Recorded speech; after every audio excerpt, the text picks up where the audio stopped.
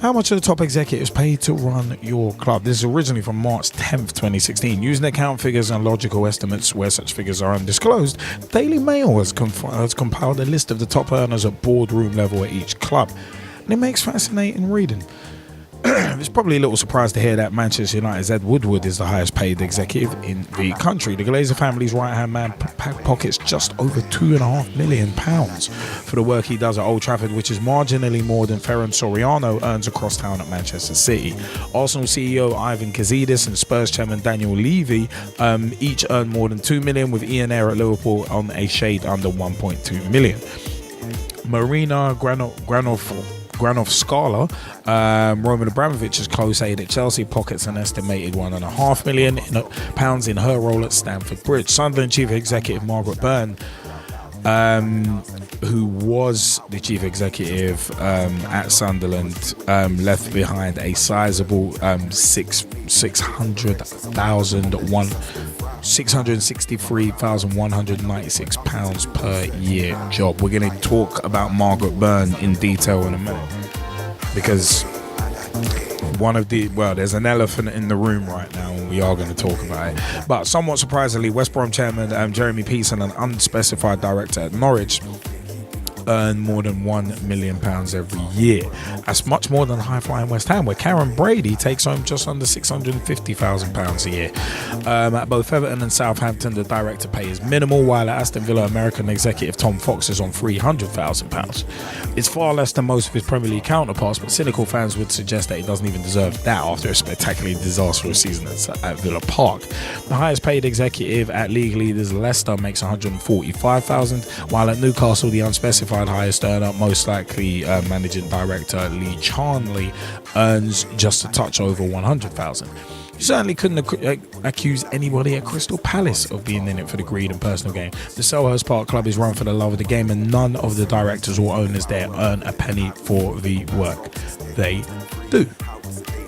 So here's one of them ones. So there's quite a lot of money riding around in terms of how much directors are paid, and where we are going to stick with Margaret Byrne earning just over £600,000 per year.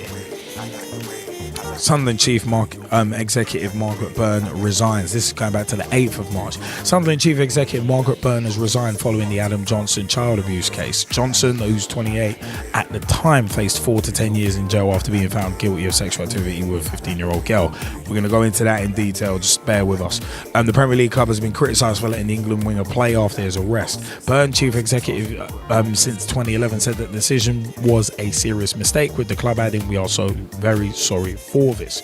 In a statement, Sunderland said Johnson's victim had been badly let down. Very badly let down, first and foremost by the player and his despicable actions, but also by the club they support. Mr. Johnson lied to the club. He has also lied to our fans, and they have every right to feel aggrieved by this, it added. Now, the club initially suspended Adam Johnson, but lifted that in March 2015, but lifted that ban after just 16 days. He was eventually sacked on the eve of his trial last month, February 2016, when he admitted grooming a girl on one charge of sexual activity. In the intervening 10 months, he played 28 times for the Black Cats, including scoring an equaliser in the 2-2 draw against Liverpool. Had to crowbar that one in. Byrne, who joined Sunderland in 2007, said in a statement, "Contrary to what has been suggested, I did not understand that Mr. Johnson intended to change his plea at trial or at all. I was astounded when he did plead guilty. I accept that Mr. Johnson should not have been permitted to play again, irrespective of what he was going to plead. It was a serious error of judgment, and I fully accept responsibility for this." Now, it is one of them ones where what did Byrne know? This is actually one of the key things and kind of led to the resignation. Because what did Byrne know? Durham police said Byrne was told on the day of Johnson's arrest, March 2nd, 2015, that he had allegedly messaged and kissed a schoolgirl. Byrne did not address this in her statement, but did say she saw a note in May of 2015 that recorded that Mr. Johnson had kissed the victim and communicated with her. "I did not share this information with anybody, including the board of Sunderland AFC," she added. During his trial, Johnson Johnson also claimed that the club knew he had kissed the girl, but the club strongly denied claims it knew he planned to admit any of the charges before his court case began in Bradford. Of course, Margaret Byrne quit, and basically, in light of recent speculation and media coverage, I wish to clarify a number of points relating to my handling of the Adam Johnson issue. This is from Margaret Byrne's statement. I first met with police representatives after Mr. Johnson had been arrested and whilst he was still in custody. At this time, they outlined the nature of the allegations but did not go into detail as he had not been interviewed or charged at this point. After this meeting with the police, I took the decision to suspend Mr. Johnson, which was agreed by the club's board and chairman. The suspension was lifted after 2 weeks after the club's position was considered with external legal advisors and the PFA. Mr. Johnson had still not been charged with any offence. Mr. Johnson maintained, as he did throughout the entire process, that he would strenuously fight all charges. Mr. Johnson asked me for a recommendation regarding legal representation, and I arranged for him to meet Orlando Pownall QC.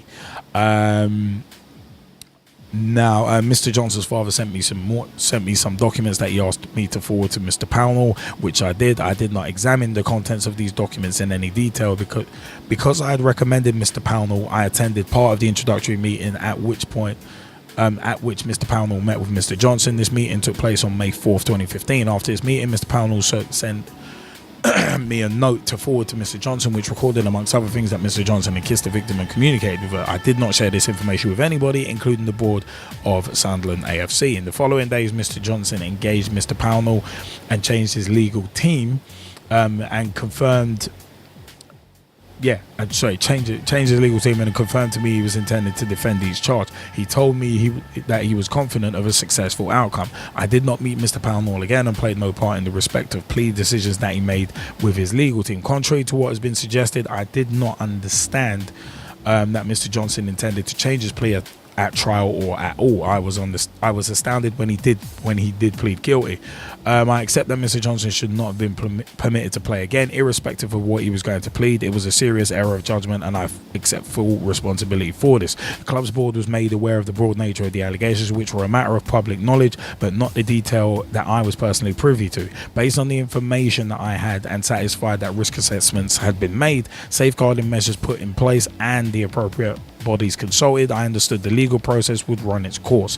Mr. Johnson remained innocent until proven guilty, and I was concerned that any action taken by the club against him may be misinterpreted as a judgment on the club's part as to his guilt at a time when he steadfastly maintained his determination to plead not guilty and fight the charges. On that basis, I recommended to the board that Mr. Johnson should be allowed to play for the club pending trial. Mr. Johnson's victim has enjoyed a terrible ordeal, and for that I am truly sorry. At no time was the failure to suspend him again intended to cause any harm or distress to her family. I recognise that as CEO, my involvement with Mr. Johnson and the decision to allow him to continue to represent the club was a serious mistake. I sincerely regret that this error has impacted on the victim, the club, its supporters, and all those affected in such a devastating manner. Sunderland AFC has a long and proud history. To see the criticism levelled against it in the last week and the effect that it's had on its staff and supporters in light of this decision has hurt me deeply. To this end, and for the long-term good of the club and its staff, I have stepped down as CEO with immediate effect.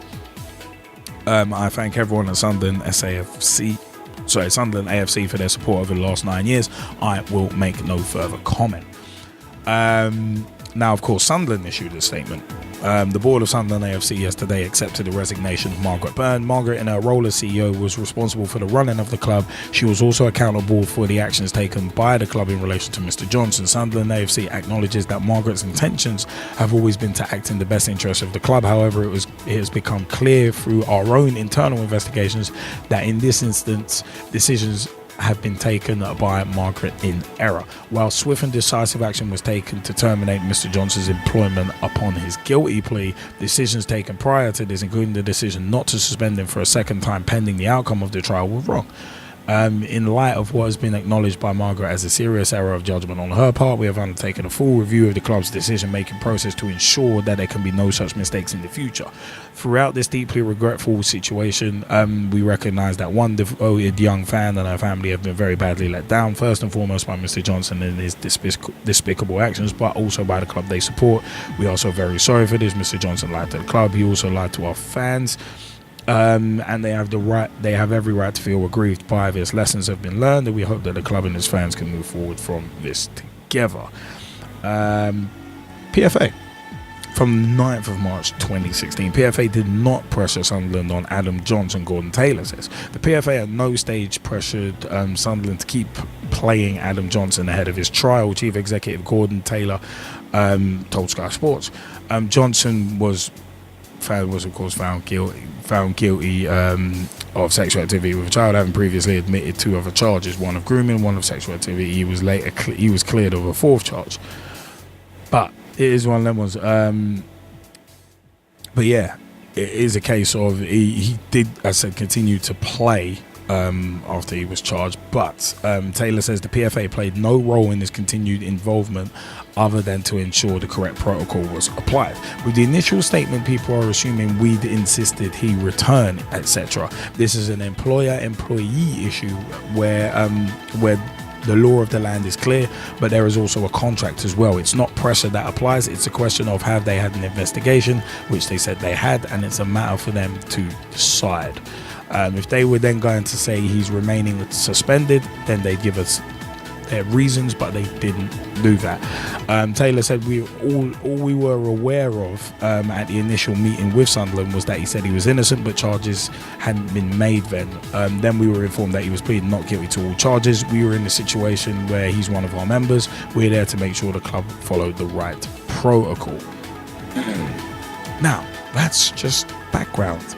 Because Adam Johnson, 24th of March 2016, Adam Johnson jailed for 6 years. Conversations from social media and messaging apps were key to the prosecution and conviction of former England and Sunderland footballer Adam Johnson, who has been jailed for 6 years for sexual activity with a 15-year-old girl. The court heard evidence gathered from a range of services as part of the prosecution case. Hundreds of messages from social media, messaging and chat apps, respectively Facebook, WhatsApp and Snapchat, formed crucial parts of the evidence presented to the jury. They also demonstrated how Johnson groomed his victim before the offences and how he continued to do so afterwards. Prosecuting the case, Kate Blackwell QC told the court, what's clear through the WhatsApp messages is he guided her in a classic case of grooming in its purest form. The court heard that within an hour, Johnson was aware that the victim was only 15 years old. A total of 834 WhatsApp messages were presented as part of the evidence against Johnson. Adam Johnson was arrested at home on the 2nd of March 2015 on suspicion of sexual activity with a child. Sentencing the ex-Sunderland player, Judge Jonathan Rose, told him he had abused the position of trust and caused his victim severe psychological harm. The judge told Johnson, who's 28, he had engaged in sexual activity with her knowing she was under 16. It can now be reported that police found extreme pornography involving animals on Johnson's laptop. The matter is not being taken any further, Bradford Crown Court heard. The sexual activity with the girl happened in the footballer's Range Rover in January of 2015 after he had groomed her using social media apps. Judge Rose told the footballer, who played 12 times for England, that there had been an abuse of trust. You are trusted by young fans to behave properly. He said she had only just turned 15 when you began grooming her because, as you were to admit, you found her sexually attractive. The judge told Johnson the offences happened at a time when you were engaged in frequent sexual intercourse with multiple partners. At the start of his trial, Johnson admitted to grooming the girl on one charge of sexual activity relating to kissing her. He was found guilty of sexual touching and cleared of one charge relating to another sexual act. Judge Rose said Johnson had every opportunity to enter guilty pleas to the charges he finally admitted. He ordered the footballer to pay £50,000 of the prosecution's £67,132 costs. Now, the bigger implications of this: Adam Johnson has damaged the reputation of football and his chances of playing again are very remote, says PFA chairman Gordon Taylor. This is from the 24th of March 2016. Taylor also said the game needs to work harder on child protection. I do know my members, and this is an example of something going badly wrong, Taylor told BBC Sport. Taylor said young women, particularly girls, are a danger zone for footballers who need to know there is a line they cannot cross. It's hoped that every industry will be more alert after what has happened, because these cases illustrate what can go wrong. It's not fair for me to say whether 6 years is fair. That's laid down for the judge. I note the comments of the judge as well. From that point of view, I'm not surprised at that sentence. There were reports Johnson will be stripped of his England caps following his jail sentence, but apparently that's not the case. But in all honesty, really and truly, that's actually neither here nor there. Meanwhile, the NSPCC has written an open letter to Football Association Chairman Greg Dyke, saying it is worried football clubs are not taking the issue of child protection as seriously as they should. The letter, signed by NSPCC Chief Peter Wanless, said the organisation was worried football had a cultural problem, adding this is not only about one rogue player that behaved badly, but a club that seemingly did not have child protection priorities embedded into their culture. It was not equipped to handle these allegations and seemingly did not deal with them appropriately or indeed seriously. Furthermore, it is concerning if this is being forgotten by a club at the top level of football. The NSPCC said it would like to work with the FA to hammer home the message that this kind of behaviour should not be tolerated at any level, and certainly not brushed under the carpet. Gezzie Fizzle, do you want to jump in on this? And Skypers, if you want to jump in on this too, please let us know. Well, I mean, the question is, where do we begin with this? You know, if she's had access to certain information, you ask the question, how much did she know? Yeah, that was the first thing I had. As soon as I read through that, it's like, okay, if you hid that from the board, how much more did you know? You know, how much did she know? But at the same time, a degree of justice has been done. And I think the other part of this now is to let everybody involved try to move on. Right? So this part is done. In 3, 4, 6 years' time, whenever it is that Adam Johnson gets out, depending on good behaviour and everything else, then that's the next chapter, right? But that doesn't mean that, you know, he also deserves to be hounded and everything else. I think he has to be given the time to go and serve his sentence, learn his lessons, and then go from there. You know, the good thing about all of this, though, is that in the case of a high-profile footballer, something is being done. It's not one of those cases where, right, this has been covered up and a certain amount of money has been thrown at it, and this is why you never hear of it. So there are lots of positives to take away from this as well. But I do think now, in this social media kind of dominated era, especially where a lot of youngsters, girls and boys, this is not just about girls, it's about boys too, go on social media and portray themselves as being older than what they are, get into the trends of what some older users are doing in sharing very intimate parts of their lives, if not their whole life, on these social media sites. And, you know, I think people need to learn that in many ways, yes, it's useful for connecting, whether it's for personal reasons, business reasons, so on and so forth. But it's just a tool. It's not real. It's not life. If all of that makes sense to you. No, it does. Oh yeah. So that's where that's my viewpoint on it. I think that's the real learning outcome here. And I think sports people, and not just footballers, across all sports, need to be made aware that this is the case. And have a duty to their fans and their employers. I think they do.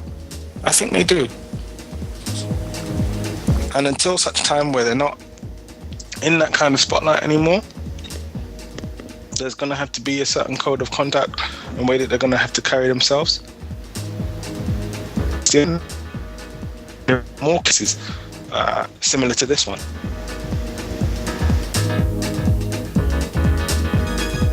I mean, for me, it's one of them ones. It's the whole thing with kind of like larger, broader ranging implications. Because as much, I mean, hopefully people are not gonna be.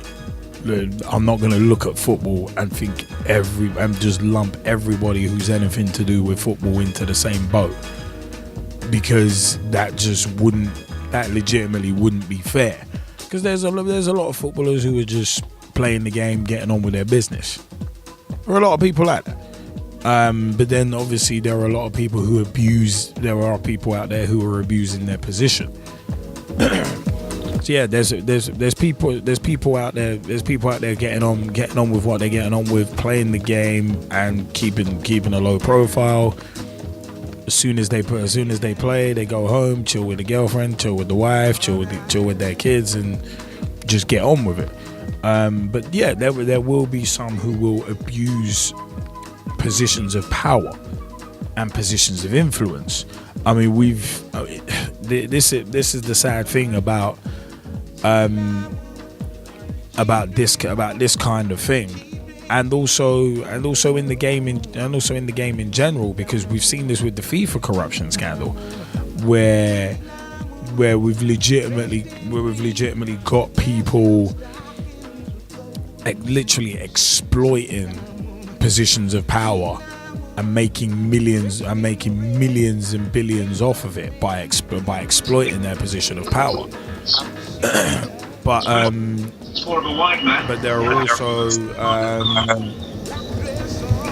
there are also huge instances where busy period was talking about the potential of using him through them in the first team. I mean cases like this where where you're dealing with vulnerable individuals. I mean, at the end of the day, I think it was the sentencing judge who was like, you abused your position of power. You had the position of influence, and again, this is more fuel to the fire in terms of why I've always been of the mindset that footballers should not be role models and should not be looked upon as role models. This is a glaring example of that, and I mean it's just one of them. I've always said that, because there's a lot of irresponsibility with these guys who legitimately are not prepared to be role models. But one of the things that Gordon Taylor, and I'm not Gordon Taylor's biggest fan, as I've said on numerous PT shows, I am not his biggest fan either. But it is one of them ones where yeah, Taylor's saying that that the game needs to work harder on child protection. Yeah, of course, because children need protection. No added stipulations there, no but, no ifs, no maybes. Children need protection, and that's it. No other arguments, no additions, no runners, no riders. That's it. I mean, it is one of them ones where, I mean, 6 years seems not the longest sentence in the world, but at least it's one of them ones where he actually will serve some jail time, and it sends out a statement that you can't get away with this, nor should you expect to be able to get away with this. Because Johnson originally, some of the things that were actually noted in the statement. There was one particular line. Yeah, Mr. Johnson remained innocent until proven guilty, and I was concerned that any action taken by the club against him may be misinterpreted as a judgment on the club's part as to his guilt at a time when he steadfastly maintained his determination to plead not guilty and fight the charges.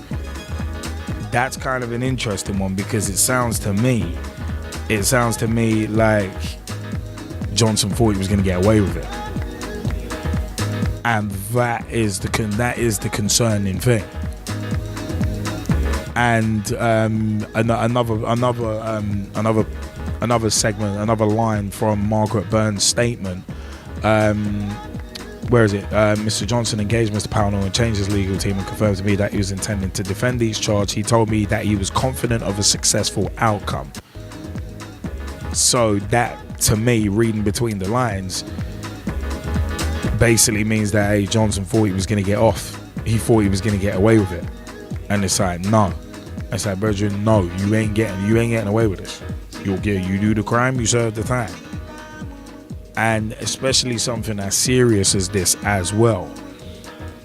I mean, you got. I mean, coming back to just how we preface this story with how much of the top executives paid to run the club. I mean, basically, they're running businesses, extremely badly run businesses, but businesses nonetheless, and big money businesses at that.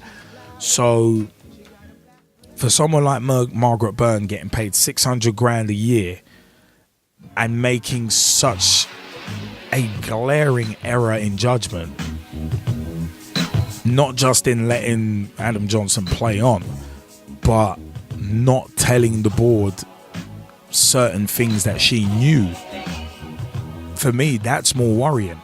And I'm totally with the NSPCC on this, where they're talking, where they were basically talking about the culture with it, the culture of the game, the culture of certain clubs, who it was one of them ones where it's like, this is not, there we go. NSPCC Chief Executive Peter Wanless, who said the organisation, the NSPCC, was worried football had a cultural problem, adding this is not only about one rogue player that behaved badly, but a club that seemingly did not have child protection priorities embedded into their culture. It was not equipped to handle these allegations and seemingly did not deal with them appropriately or indeed seriously. Furthermore, it is concerning if this is being forgotten by a club at the top level of football. This is something I've mentioned before in terms of clubs. It's basically about clubs providing an example, not just an example to their communities, but these clubs are global entities. And if you're dropping the ball as badly as Sunderland have in this situation, with your chief executive, with your highest paid chief executive dropping the ball in this way, it does not look good on your club. In terms of PR, it does not look good on your club. I mean, you look at Adidas, when they found out about all this, Johnson got cut and Johnson got dropped like a bad habit. But even they, I think even they were like, okay, let's see how this shakes down before we make any moves. Which, yes, to an extent is understandable because it's innocent until proven guilty. But it is one of them ones, that suspension that you got from Sunderland that only lasted a couple of weeks. It's like, really and truly, you should have not lifted that suspension until you knew the full extent of what was happening, in my personal opinion. Because that looks bad on the club, it looks bad on the game. It looks like the club and football in general are just not taking it seriously. It's like, yeah, he's been arrested for this particular thing, but we're going to suspend him for a couple of weeks, hope it blows over, and let him play again. And it's like, no, it doesn't work that way. No, it doesn't. It does not work that way at all, especially not in something as serious as this. So it's one of them ones where, yeah, Gordon Taylor is right that he's damaged the reputation of football, and also that the game needs to work harder on child protection. But the PFA now have to be at the forefront of that. The FA, the Premier League, among others, have to be at the forefront of this, because as much as football is dog eat dog, as much as it is an unscrupulous sport, football doesn't come together enough and unite as a sport. And child protection needs to be at the top of everybody's list in terms of what needs to be done and what needs to be sorted out. That needs to be of the highest priority. Because as I said, these police players are in positions of massive responsibility. They're in positions of being role models. However much I disagree with it and don't think they should be, they are role models. and they need not only education in how to act like that, but also there needs to just be common sense and morality. I mean, the fact of the matter is, like, some of the details that have come out during this case, Johnson, what's it, finding out within an hour that she was underage, that she'd only just turned 15. The fact that he searched legal age of consent, the fact that he was telling her, keep deleting your messages. At some point, something has to click and think, no, I'm doing something wrong here. And I think personally that with Johnson, something clicked early on, but he still went through anyway. And it's like, that is a lot deeper. That is a lot deeper than someone like just being a bit of an idiot. That is one of them ones. That person is not only abusing the power and the responsibility and the role that they hold in society, but it's one of them. That person is just literally abusing that role and just laughing in the face of everyone, thinking he's going to get off scot-free. And that's a scary thing, to think that he thought he was going to get off scot-free with this. I'm personally glad he's serving jail time, because it makes an example of him.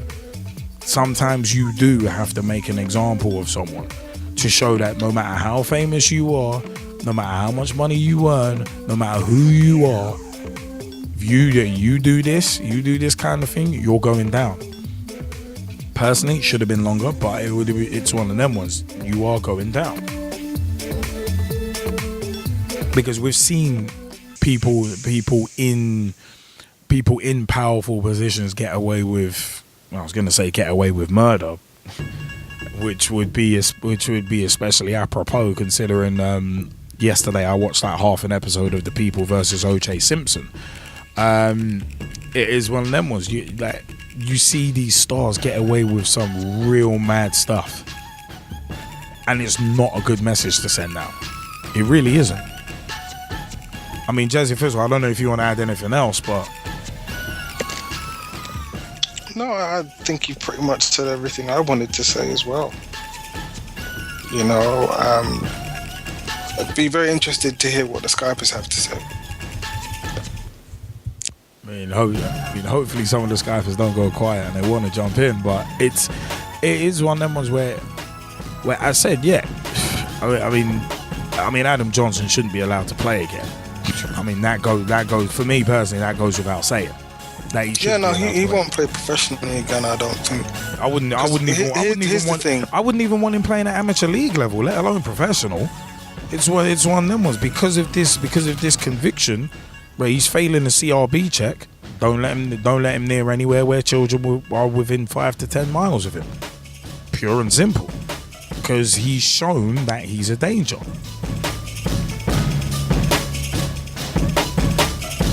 I mean, I don't know what you were gonna add on, Gezzie, but that's my take.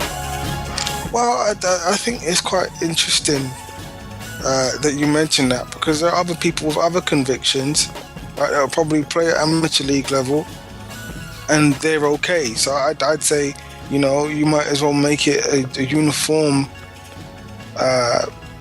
kind of rule where you say if you have a conviction, you can't play. But then leave it at that. But then see, this is where the power, that doesn't even work in the pro game. Yeah, but I was going to say that's where the powers that be need to be stepping in. So that's why I would say to you, it's more than likely that, you know, as I say, professionally, no, I don't see any professional club wanting the association with that, because essentially it's a PR nightmare. No, of course. There is literally no way to fight your way out of that paper bag. And ironically enough, speaking of PR nightmares, Ched Evans is appealing his conviction. So it's kind of like, I just thought I'd mention that in passing, but it's a case of he's appealing his conviction, and it's like, dude, you've already served the time, right? You're leaving this appeal a bit late. I mean, PR nightmare. No one wants to be associated with that. Look at the crap storm that happened when he tried to sign for Sheffield United and then Oldham. Look at the crap storm that began with that. Wherever Adam Johnson tries to go, that crap storm is going to follow it.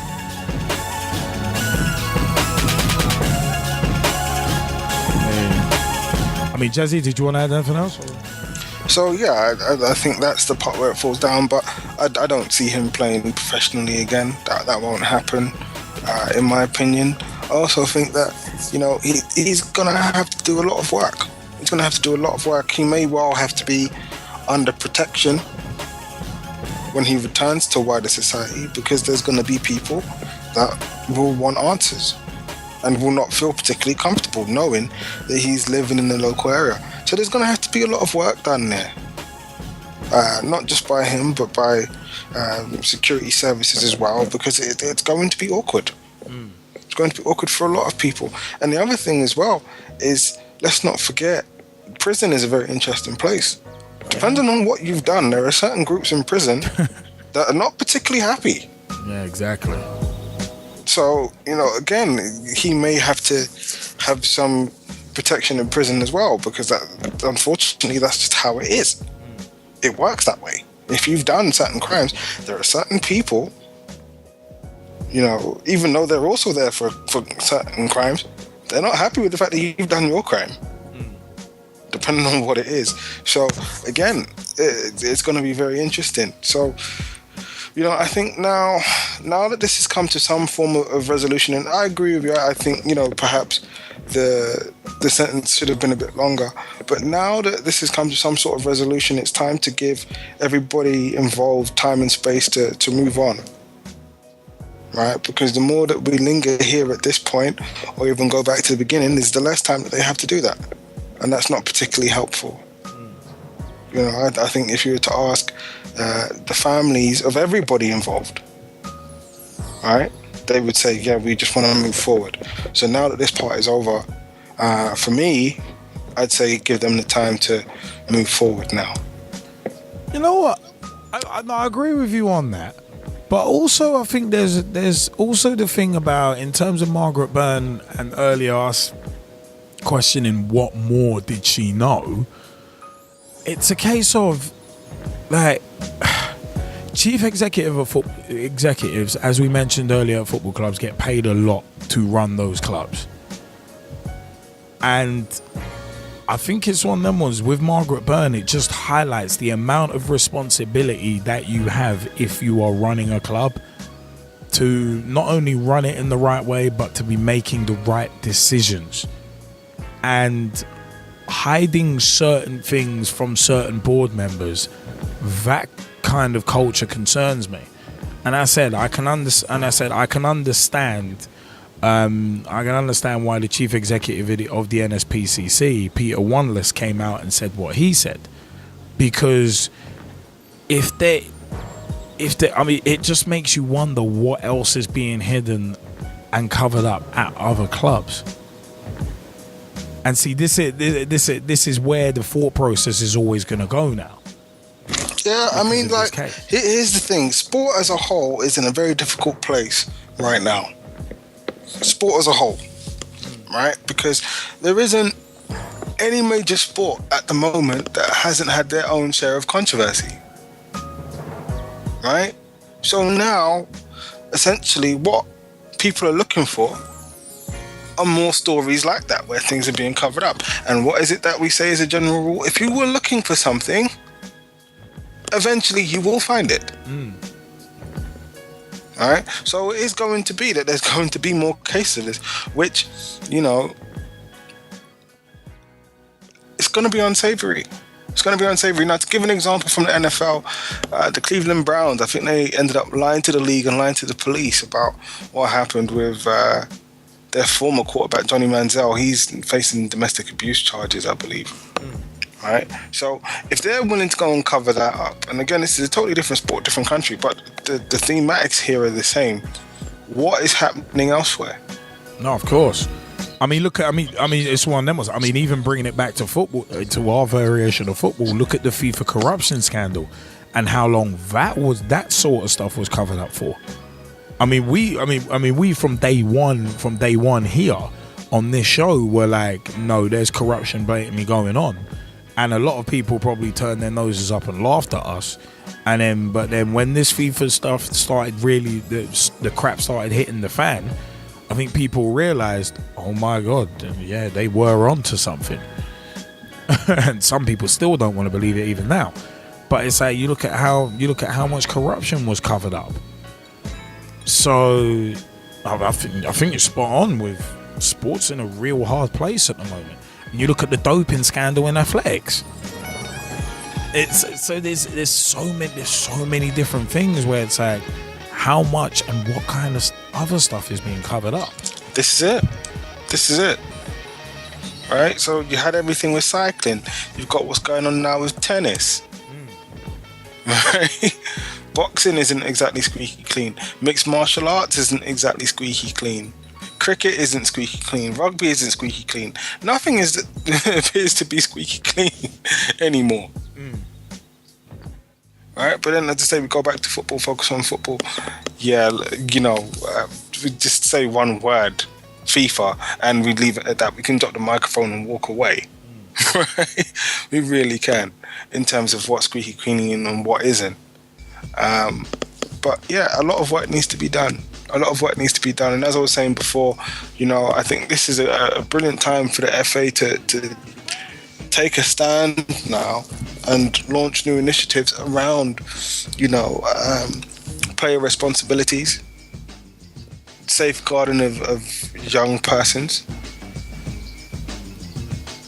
and the elderly as well, because we can't forget that age group.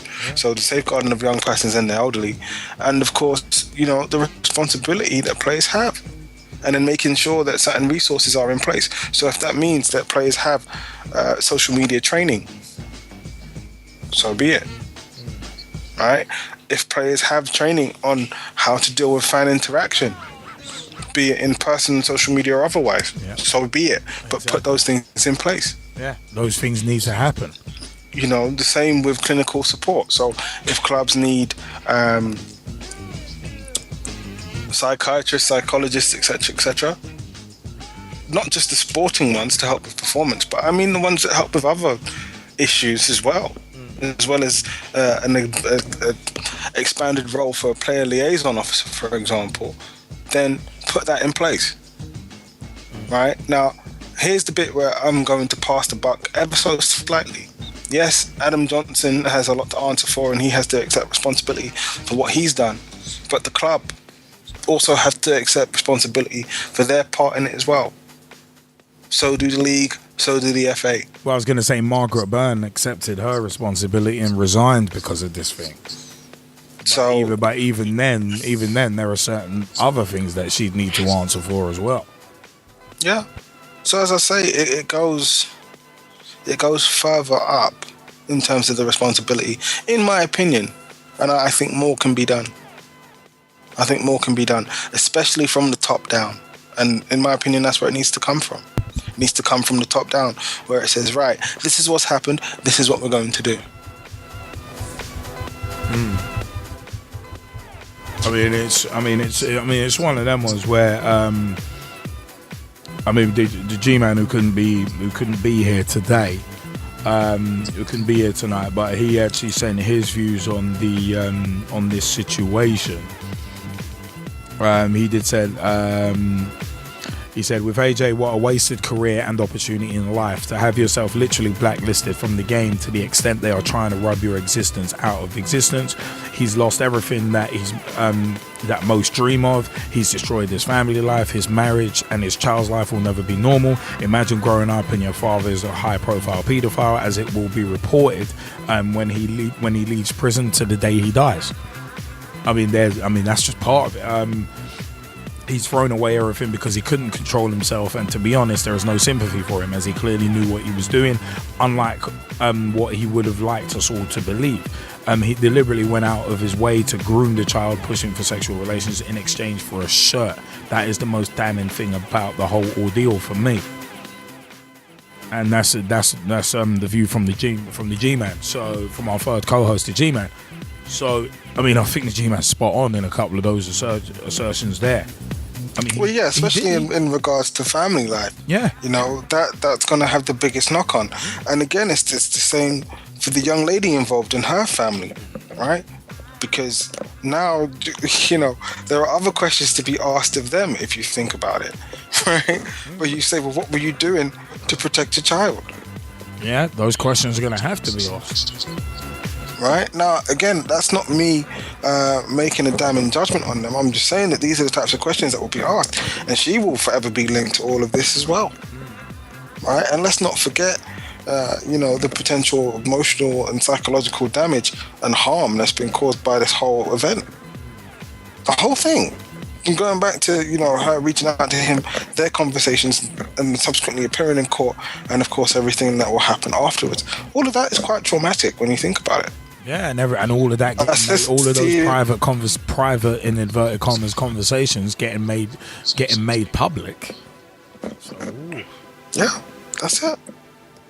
That's it. So all of that stuff, all very, very. It's in a very interesting position in terms of the family life. So I agree, this whole incident has gone and destroyed that for multiple people. Multiple people. In terms of him throwing away what a lot of people have dreamed of, yes, absolutely. But then at the same time, I'll throw another name out there in Paul Gascoigne, who a lot of people seem to forget. Now, just recently, I believe he's had another relapse. I saw a picture on one of the pages of the newspapers. He looked rough. He looked rough. He looked terrible. And that's because of his, challenges with alcohol. Right? Now, is it the same as him being on a charge like what Adam Johnson's under and has been convicted of? No. But has it been as detrimental? Absolutely. Right? And this is what I mean when I say that the league has to look after the welfare of the players, because in some cases, and the FA have to look after the welfare of the players too, in some cases, some of these players are just not ready for it. They're not ready for it, and in some cases you can't be ready for it. It's a really different level of appreciation, adoration, and money, right? That it's difficult to fathom straight away. One of my mentors, he says, if you win $1 million or £1 million, become a millionaire very quickly so you can keep the money. Right? And it was one of those things, when I first heard it, I was a bit like, huh? So I had to hear it a good few more times. And what I mean when I bring that up is, it's those people have to learn how this works. Right? I would say, if you really want to know how this works, speak to Robbie Fowler about what he did with his money when he wasn't, taunting people with celebrations, snorting the goal line. Oh Lord, mocking God on the side.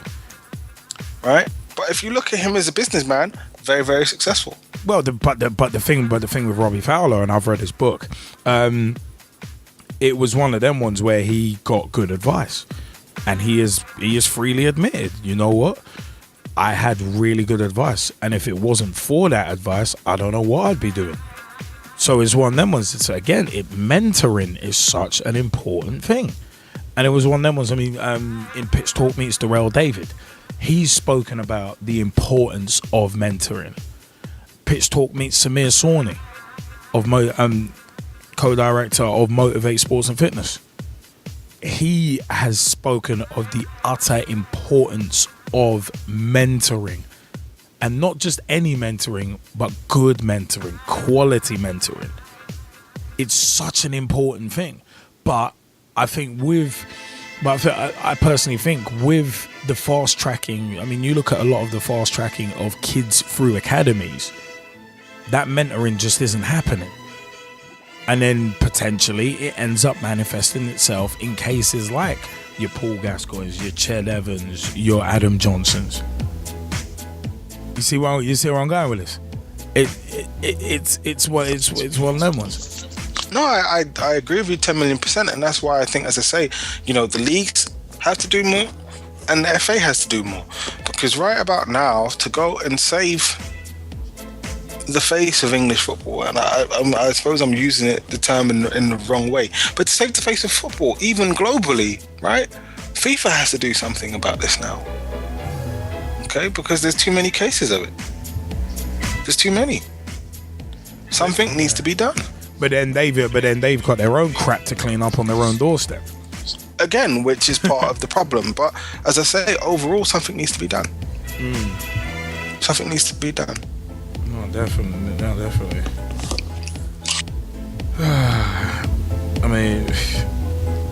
I mean, these entities do have a responsibility to do something and to get it right. Because it's all good doing something, but if you're doing the wrong thing, then you might as well do nothing.